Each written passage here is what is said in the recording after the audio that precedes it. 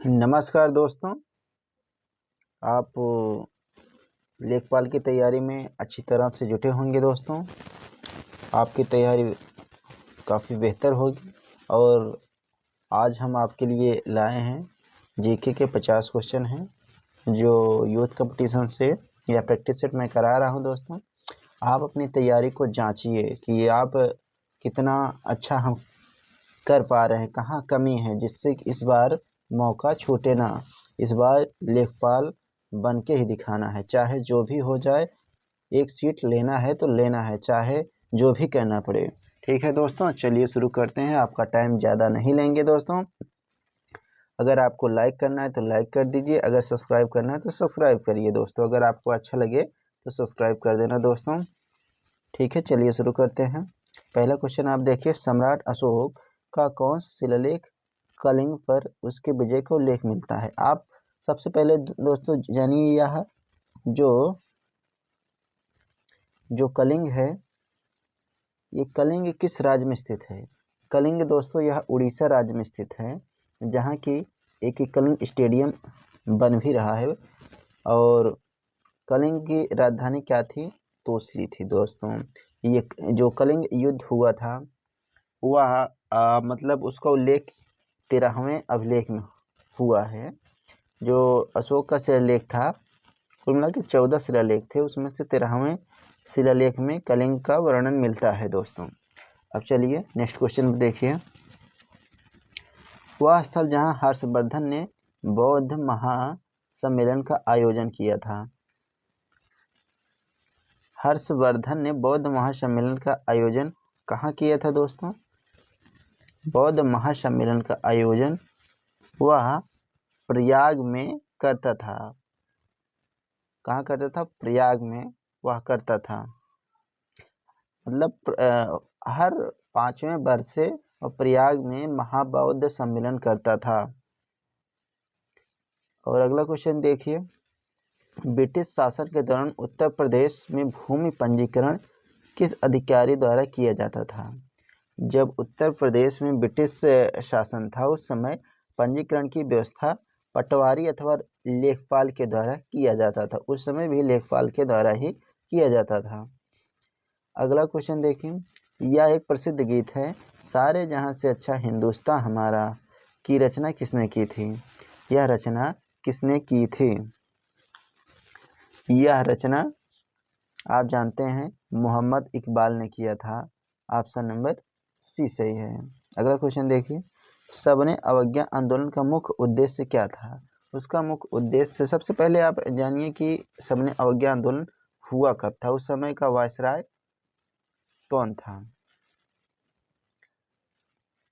सबने अवज्ञा आंदोलन यह 1930 या 31 के बीच हुआ था।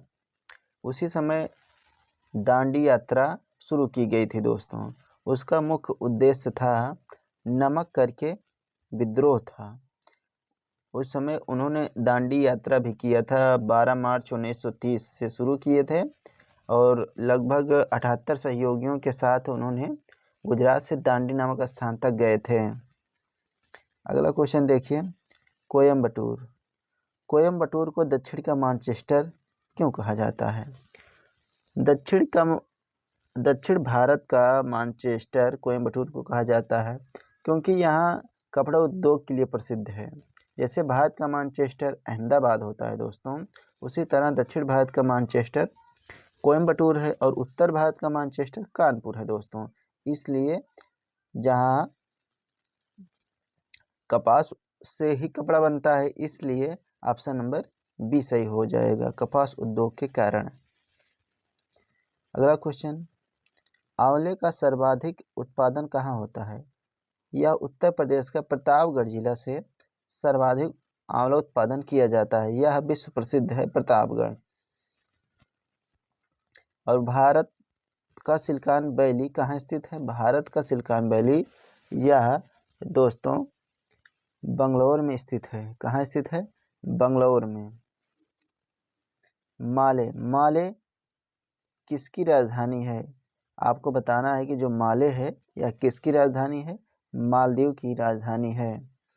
अगला क्वेश्चन दिया गया है कि सौर परिवार का सबसे बड़ा ग्रह कौन है? सौर परिवार का सबसे बड़ा ग्रह आप जानते हैं कि बृहस्पति है। बृहस्पति को जुपिटर भी कहा जाता है। यह अपने धुरी पर लगभग 10 घंटे में और सूर्य की परिक्रमा करने में 12 वर्ष लगते हैं और इनके उपग्रहों की संख्या लगभग 63 है या 67 शायद, कन्फ्यूजन है दोस्तों। और अगला क्वेश्चन देखिए, क्वेश्चन नंबर 61 है, भारत के संविधान का कौन सा अनुच्छेद राष्ट्रीय महत्व के स्मारकों, स्थलों और वस्तुओं की सुरक्षा से संबंधित है? यह अनुच्छेद 49 से संबंधित है, क्योंकि जो अनुच्छेद 49 है राष्ट्रीय महत्व के स्मारकों, स्थानों और वस्तुओं का संरक्षण करने से संबंधित है। और अनुच्छेद जो 48 है दोस्तों, यह कृषि और पशुपालन से संबंधित है। जो 48 का ए है यह पर्यावरण संरक्षण से संबंधित है। 50 यह कार्यपालिका और न्यायपालिका का पृथक्करण से संबंधित है। इसलिए ऑप्शन नंबर सी सही हो जाएगा इसमें, 49। अगला क्वेश्चन, भारतीय संविधान का कौन सा अनुच्छेद अनुसूचित क्षेत्रों और अनुसूचित जनजाति क्षेत्रों के प्रशासन से संबंधित है? कौन सा है? अनुच्छेद जो 244 है, या इनका उल्लेख भारतीय संविधान के 5वें अनुसूची में इनका प्रावधान किया गया है, जिसमें असम, मेघालय, त्रिपुरा और मिजोरम राज्य के अनुसूचित जनजाति के लोग आते हैं, उनके प्रशासन के बारे में बताया गया है अनुच्छेद 244 के अंतर्गत। आई होप आप लोग समझ चुके होंगे। अगला क्वेश्चन, आयात निर्यात जो एग्जिम बैंक की स्थापना कब हुई थी? इसकी स्थापना या 1982 में हुआ था। और अगला क्वेश्चन देखिए, दिया गया है कि निम्नलिखित में से कौन सा रासायनिक परिवर्तन है? रासायनिक परिवर्तन, सबसे पहले जानेंगे रासायनिक परिवर्तन होता क्या है। रासायनिक परिवर्तन वह होता है दोस्तों, जैसे कि लोहे में जंग लगना, दूध का दही जमना और पटाखों का जलना। मतलब पदार्थ में होने वाला परिवर्तन जिसमें नया पदार्थ प्राप्त हो जो मूल पदार्थ से रासायनिक व भौतिक गुणों में पूर्ण भिन्न होता है, रासायनिक परिवर्तन कहलाता है। ठीक है दोस्तों। और रासायनिक परिवर्तन क्या हो जाता है? रासायनिक परिवर्तन पटाखों का जलना। अगला क्वेश्चन, सागर की गहराई को मापने के लिए कौन सा उपकरण इस्तेमाल किया जाता है? आप जानते हैं सागर की गहराई के लिए फैथोमीटर का प्रयोग किया जाता है। ऑप्शन नंबर ए सही है। अगला क्वेश्चन, इलेक्ट्रॉन की खोज किसने किया था? इलेक्ट्रॉन की खोज आप लोग बचपन से ही पढ़ते चले आए होंगे। एक इसके लिए ट्रिक बताया जाता है, ईटा पर नाचे, यानी इलेक्ट्रॉन की खोज जे थॉमसन ने किया था। और फोटॉन की खोज गोल्डस्टीन या रदरफोर्ड का भी नाम आता है। और न्यूट्रॉन की खोज चैडविक ने किया था। अगला क्वेश्चन, हास्य गैस या हंसाने वाली गैस का क्या नाम है? इसे नाइट्रस ऑक्साइड कहते हैं, N2O। और किस विटामिन की कमी से स्कर्वी रोग हो जाता है? किस विटामिन की कमी से स्कर्वी रोग हो जाता है?